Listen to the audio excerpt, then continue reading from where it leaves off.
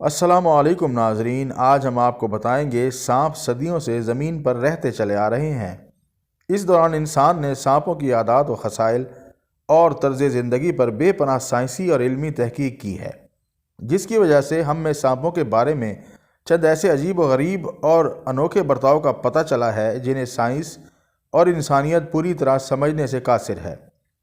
सबसे पहले बात करते हैं सांप खुदकुशी क्यों करता है। अभी तक तो आपने इंसानों को खुदकुशी करते सुना होगा, लेकिन क्या कभी आपने किसी सांप के खुदकुशी करने के मुतालिक सुना है? सांपों में कई मरतबा ये अजीब व गरीब बर्ताव देखने में आया है कि वो खुद को खाना शुरू कर देते हैं।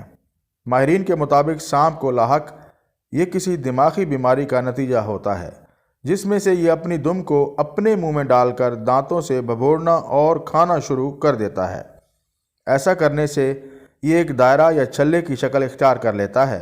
ये अपनी दुम को मुसलसल नोचता और काटता रहता है, यहाँ तक कि इसकी मौत वाक़ई हो जाती है।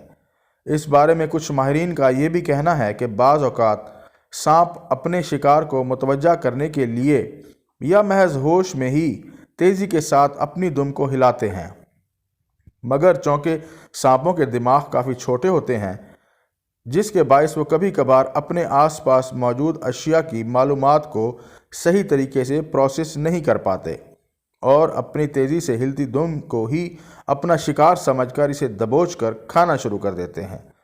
ये ज़्यादा से ज़्यादा ज़ोर लगाकर ख़ुद को निगलने की कोशिश करते रहते हैं और आखिरकार ज़ख्मी होकर अपनी जान से हाथ धो बैठते हैं। मज़ीद दिलचस्प मालूमात के लिए हमारे चैनल उर्दू इन्फॉर्मेशन को सब्सक्राइब करें। शुक्रिया।